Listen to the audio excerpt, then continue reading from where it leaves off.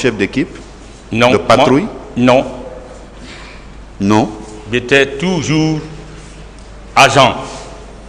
Où étiez-vous les 27, 28 et 29 septembre 2009? Monsieur le procureur, j'étais en prison au PM3. Je suis rentré le 3 août, je dis bien le 3 août 2009. Vous étiez au violon au PM3.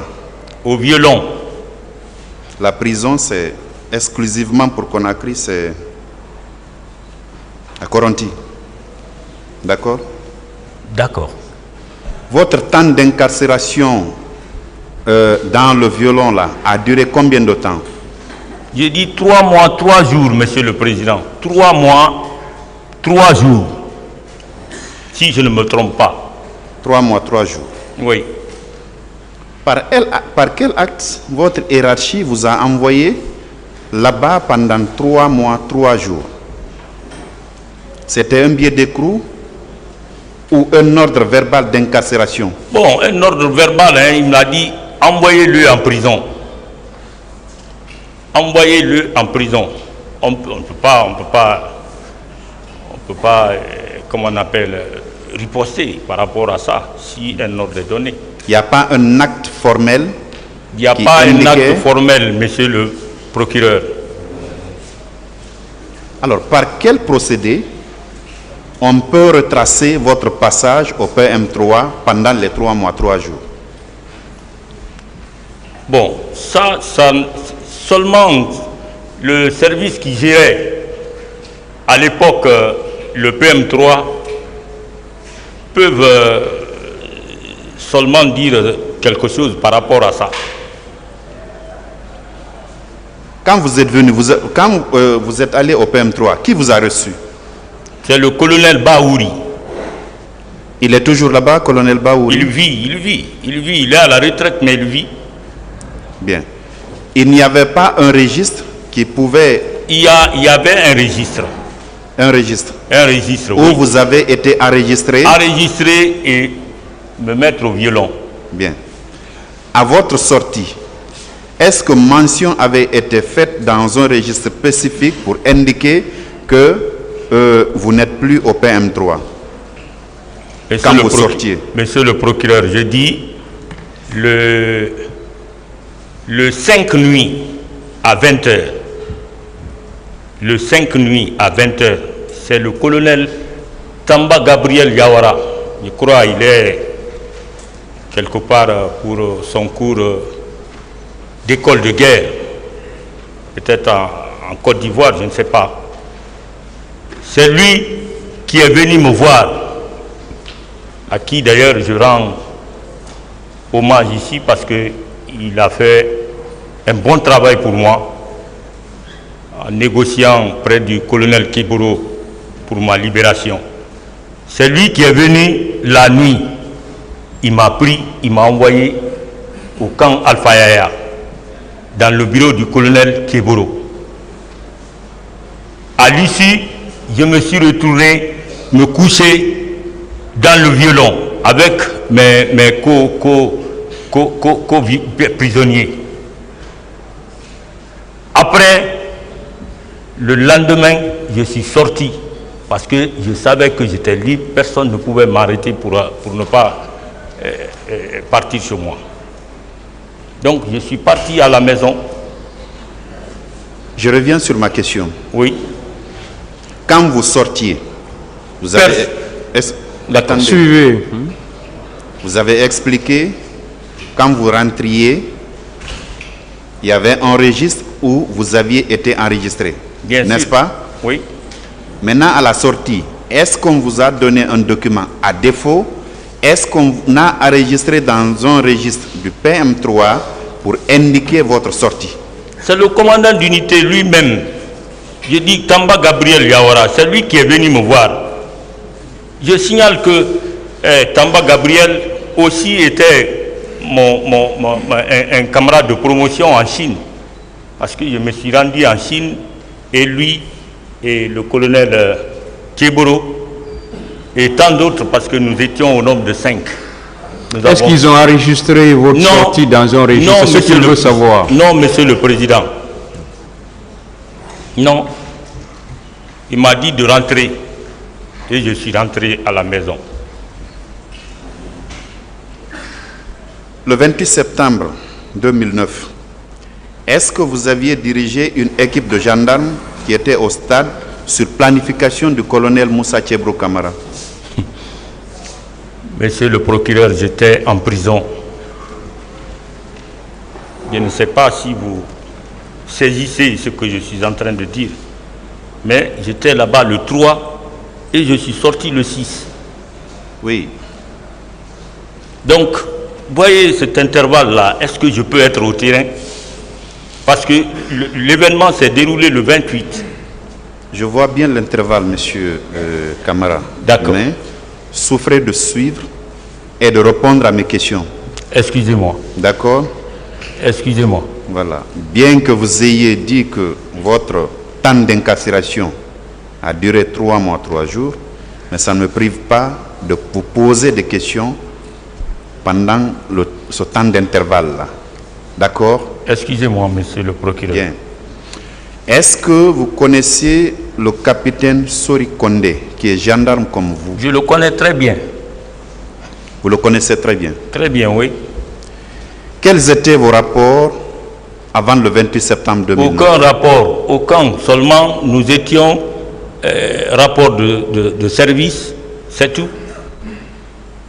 Aucun autre rapport. Oui.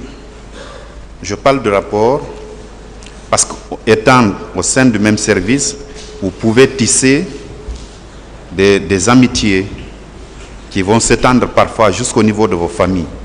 Est-ce que vous aviez des familiarités avec le capitaine Sori Kondé? Non, non, non.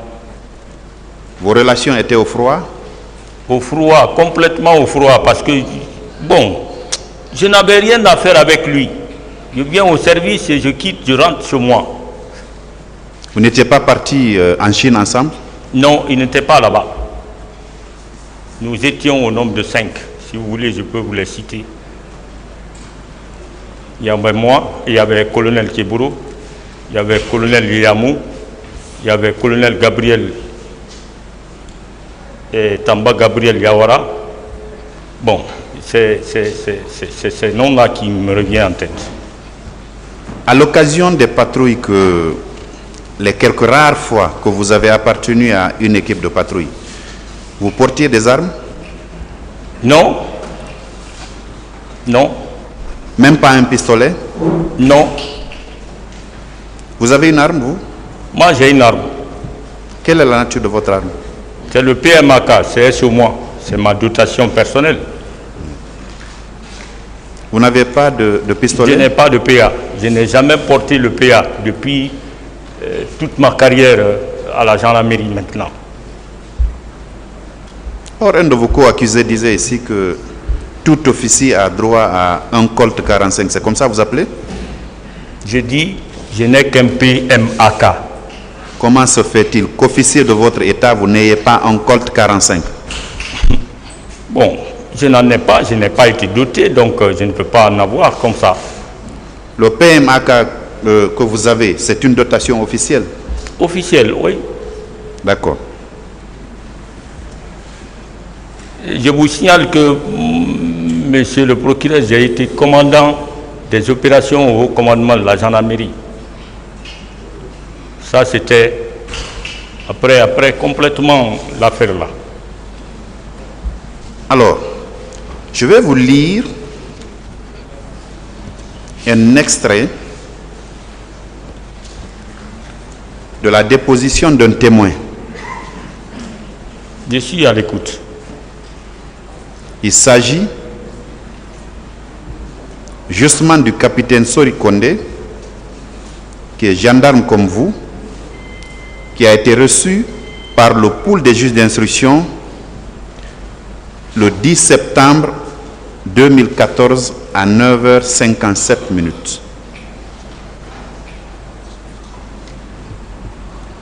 À la page 3 de sa déposition, il dit ceci.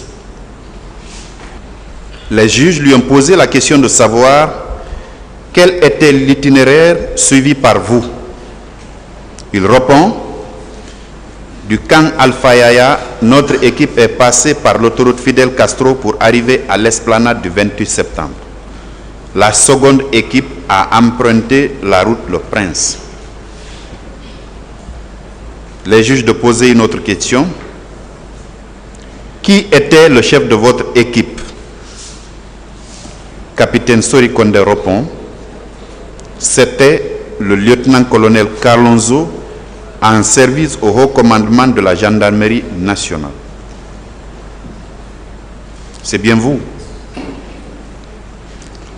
Mon nom, oui. Mon nom, c'est Ibrahim Kamara Kalonzo. Bien. Est-ce que vous confirmez, puisque vous appartenez au même service, vous apparteniez au même service que le capitaine Sori Konde, gendarme comme vous, avec lequel vous avez eu un temps plus ou moins long, est-ce que vous confirmez que vous étiez son chef d'équipe le 28 septembre 2009? Non, Monsieur le Président. Ce qu'il a dit, c'est des allégations purement mensongères. Parce que ce jour-là, le jour du 28 septembre, j'ai dit bien, j'ai redit que j'étais en prison, au violon. Comment se fait-il que votre collaborateur puisse vous confondre à quelqu'un d'autre? Il vous connaît très bien, non? Il me connaît très bien, peut-être. Il me connaît très bien. Vous le connaissez aussi? Je le connais. De par le passé, sa moralité était douteuse? Vraiment, je ne peux peser sa moralité ici. Je ne peux rien dire sur lui de mal. Bien. Mais voyez-vous que ces événements-là se sont produits en plein jour? Bien sûr. Si c'était la nuit, on se serait posé de questions. Pour quelqu'un qui vous connaît, qui vous a côtoyé, avec qui vous avez collaboré, qui indique clairement qu'il y avait deux équipes formées ce jour. Une première équipe qui a pris la route Le Prince et la seconde a pris la route de l'autoroute Fidel Castro. Et il indique clairement que vous étiez son chef d'équipe. Même pas une autre équipe, mais l'équipe à laquelle il appartenait. Quel commentaire faites-vous de Je ne peux faire aucun commentaire. Je dis que c'est des allégations mensongères. Moi, j'étais en prison. Celui qui m'a mis en prison est là. C'était mon chef de service. C'est lui qui m'a mis en prison. Et tous mes collègues savent que j'étais en prison. Donc, je ne peux pas comprendre.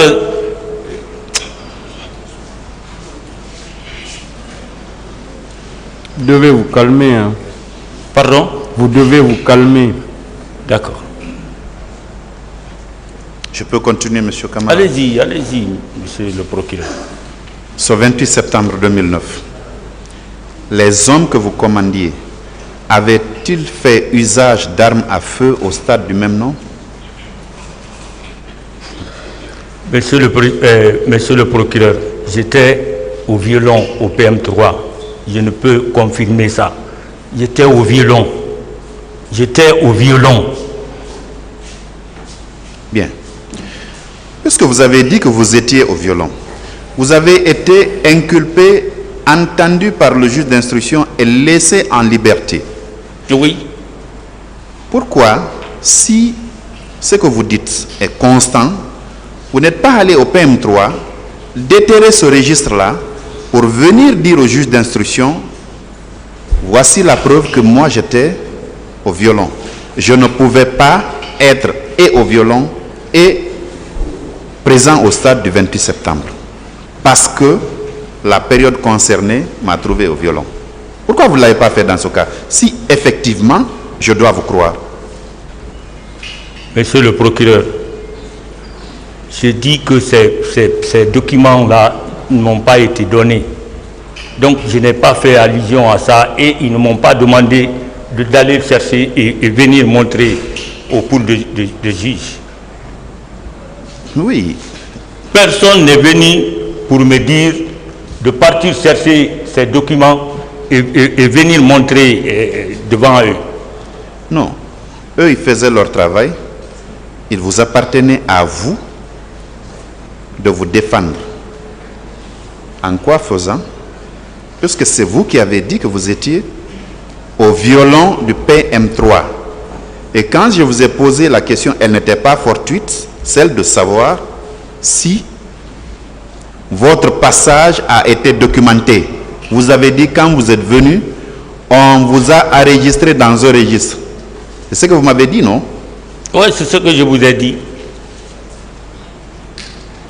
Je suppose que l'enregistrement là contenait la date tout au moins à laquelle vous êtes arrivé, même si votre filiation n'est pas là, vos prénoms, un nom et le motif pour lequel vous êtes là.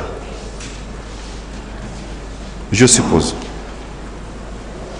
Monsieur le procureur, j'ai dit que je ne suis pas parti chercher ces documents. Très bien, le tribunal appréciera. Voilà, je ne suis pas parti chercher les documents. Pourquoi? Parce que il n'y avait aucune documentation là-bas me concernant. C'est bien vous qui m'avez dit, suite à une de mes questions, que vous avez été enregistré. Quand vous revenez dire qu'il n'y a aucun document vous concernant, à quoi on doit s'en tenir? Vous avez été enregistré ou pas? Il y a eu un enregistrement quand je suis arrivé. Quand vous parlez de documentation vous concernant, vous faites allusion à quoi alors? Peut-être mon enregistrement dans le registre. Ce registre n'existe plus? Ça n'existe plus, en tout cas à ma connaissance. Vous êtes reparti demander, on vous a dit qu'il n'existe plus? Bon, je suis allé voir le PM3 parce que le PM3 s'est déplacé au moins 2 fois. On a quitté ici, en ville, ils sont partis à Matam. De Matam, ils sont revenus, comme on appelle, c'est la direction des investigations judiciaires de la gendarmerie maintenant.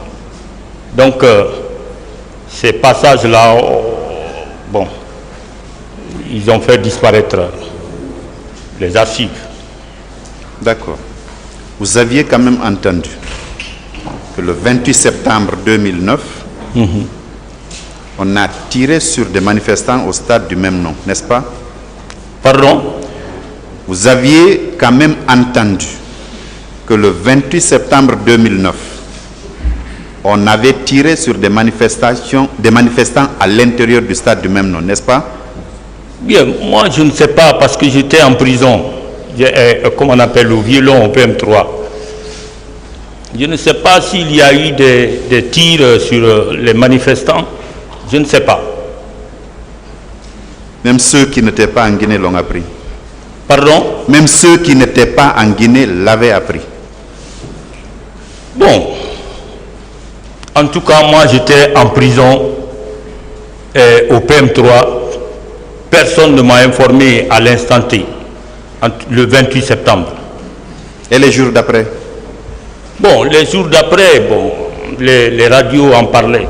Ça, je ne peux pas mentir parce que c'est un événement national. Voilà. Qui a tiré sur les manifestations? Vous ou vos hommes? Ça vous fait rire, ça? Excusez-moi, monsieur le procureur. Je ne peux pas... Je dis que je ne connais rien de ce qui s'est passé le jour du 28 septembre. Ça m'a trouvé au PM3. Je ne peux pas dire telle personne sont parties là-bas.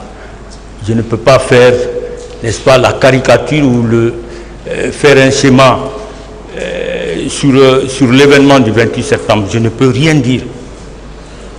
Oui, sauf que moi, je n'ai pas la preuve que vous n'étiez pas là-bas. Je n'ai pas la preuve que vous étiez retenu au violon du PM3. Donc, conséquemment, je pose mes questions, monsieur Camara. D'accord. Aviez-vous vu des femmes violées ou contentées de violer? Je n'ai vu personne. J'étais au violon.